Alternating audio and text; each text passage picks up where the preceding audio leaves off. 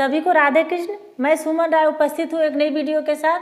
आज का टॉपिक है कि एक शादीशुदा लाइफ को कैसे खुशहाल बनाएं, कैसे एक खुशहाल शादीशुदा लाइफ व्यतीत करें। देखिए, एक खुशहाल शादीशुदा का रहस्य कभी ढंग से समझ नहीं आता। जो खुश है वो कैसे खुश है और जो नहीं है वो क्यों नहीं खुश है, ये भी समझ ढंग से नहीं आता। और खुशहाल शादीशुदा लाइफ जिए कैसे, ये समझते समझते पूरी उम्र निकल जाती है। तो आइए समझते हैं कि एक खुशहाल शादीशुदा लाइफ कैसे जिए। तो वीडियो में आगे बढ़ने से पहले मेरे चैनल को सब्सक्राइब कर दीजिएगा। अगर आप लोग नए होंगे, गाहे बगाहे मेरे चैनल पे आ गए होंगे तो सब्सक्राइब कर लीजिएगा, बेल आइकन को भी दबा लीजिएगा ताकि जब भी मैं वीडियो डालूँ आप लोग को नोटिफिकेशन मिल जाए। तो चलिए आगे बढ़ते हैं। तो पहले तो मैं बता दूं कि शादीशुदा लाइफ को खुशहाल बनाने के लिए बहुत पापड़ बेलने पड़ते हैं। रिश्ते बहुत नाजुक होते हैं, इसलिए उसे जोर से नहीं, उसे तमीज से थामिए। अपनी खुशियों को अपने पार्टनर के मर्जी के हाल पे छोड़ना पड़ता है, तब जाके शादीशुदा लाइफ खुशहाल होती है। आपने देखा होगा कि शादी से कुछ दिन पहले दूल्हा दुल्हन को तेल, उबटन, हल्दी खूब रगड़ रगड़ के लगाया जाता है। एक शादी ऐसा कार्यक्रम है जिसमें चोट लगने से, जख्म लग होने से पहले ही दवा लगा दी जाती है। तो ये मजाक की बातों को छोड़िए, अब मेन मुद्दे पर आते हैं। तो देखिए, आप पहले ही खुद को समझा के अच्छे से और अपने दिल को मजबूत करके शादीशुदा लाइफ में प्रवेश करिए, क्योंकि यहाँ आपको बहुत कुछ बर्दाश्त करना होगा, आपको बहुत कुछ सेक्रीफाइस करना होगा। तो अलग अलग परिवेश में रहने वाले लोगों का विचार एक तो नहीं होगा, जरूर भिन्न होगा, जरूर उनका रहन सहन अलग होगा। तो अपने पार्टनर को आप एकाएक चेंज करने की कोशिश मत करिए, उसको टाइम दीजिए, उसको धीरे धीरे बदलने दीजिए। देखिए, जहाँ प्यार होता है ना, लोग खुद ही बदलने लगते हैं, एक दूसरे के पसंद को अपनी पसंद बना लेते हैं। खान पान, रहन सहन एक दूसरे का खुद ही अपना लेते हैं, आपको कहने की ज़रूरत नहीं पड़ेगी। तो इसलिए अपने पार्टनर के साथ जोर ज़बरदस्ती मत करिए, अगर एक शादीशुदा लाइफ को खुशहाल जीना चाह रहे हैं तो। दूसरी बात कि अगर आपकी लव मैरिज है तो आप सोचेंगे कि अरे शादी से पहले तो ये कितना अच्छा था, सिर्फ प्यार ही प्यार करता था, अब तो ये बिल्कुल बदल गया। तो देखिए, जब गर्लफ्रेंड बॉयफ्रेंड रहते हैं तो वहाँ सिर्फ दो लोग जुड़े रहते हैं, कोई जिम्मेदारी नहीं होती है। लेकिन जब शादी हो जाती है तो सिर्फ दो ही लोग नहीं जुड़ते, दो परिवार भी जुड़ जाता है, रहन सहन सब कुछ बदल जाता है। और लड़कियों को तो खास तौर से बहुत दिक्कत होती है, क्योंकि लड़के के साथ उसके परिवार को भी अपनाना होता है, उसके घर में आकर उसको रहना पड़ता है। लड़के को तो दूसरे घर में नहीं जाना है, दूसरे के परिवार को नहीं अपनाना है, लेकिन लड़की को उस दूसरे के परिवार को भी अपनाना है, लड़के के परिवार को भी अपनाना है। तो उसे तो थोड़ा टाइम लगेगा ही, थोड़ा बदलाव तो आपको दिखेगा ही। आपकी फैमिली को भी उसे खुश रखना है, तो कहीं ना कहीं कुछ न कुछ तो गलती हो ही जाएगी उससे। देखिए, पति पत्नी का शरीर भले ही दो होता है, लेकिन बाकी सब कुछ एक होता है।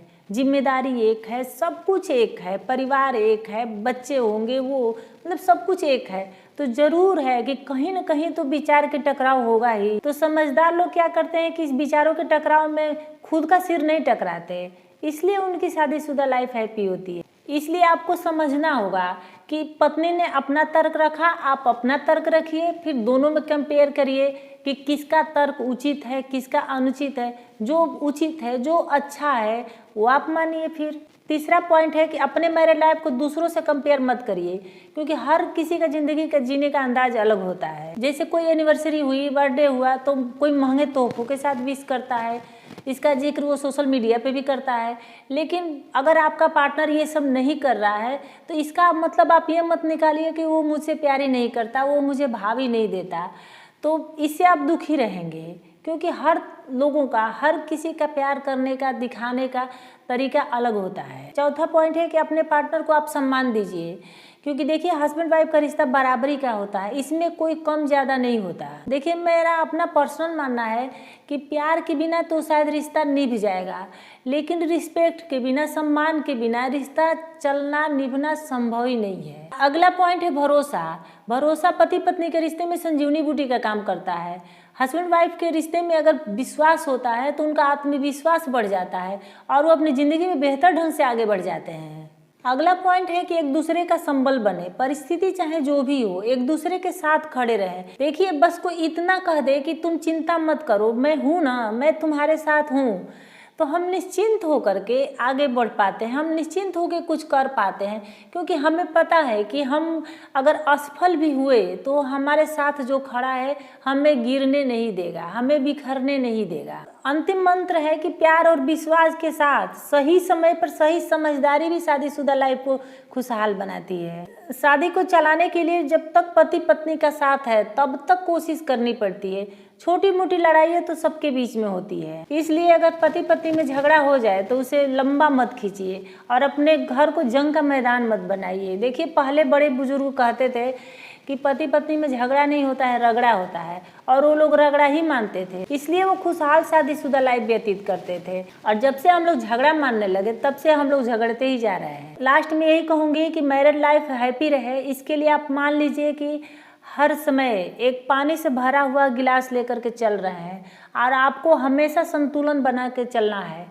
अगर उसमें से पानी थोड़ा छलक जाए चलो ठीक है, कोई बात नहीं, लेकिन आपको ये ध्यान रखना है कि पूरी गिलास न पलट जाए। जो इस सिद्धांत को लेकर चलेगा उसकी शादीशुदा लाइफ हमेशा खुशहाल रहेगी। तो उम्मीद है मेरी वीडियो आप लोगों को अच्छी लगी होगी। अगर थोड़ी सी भी अच्छी लगी होगी तो लाइक शेयर कमेंट और सब्सक्राइब कर दीजिएगा। अगर आपको कुछ क्वेरी होगी, कुछ पूछना होगा तो आप मुझे इंस्टाग्राम में भी DM कर सकते हैं या मेरे फेसबुक पेज को भी फॉलो कर लीजिएगा, मैं डिस्क्रिप्शन में लिंक दे दूँगी। तो फिर मिलते हैं किसी नेक्स्ट वीडियो में किसी नेक्स्ट टॉपिक के साथ, तब तक के लिए राधे कृष्ण।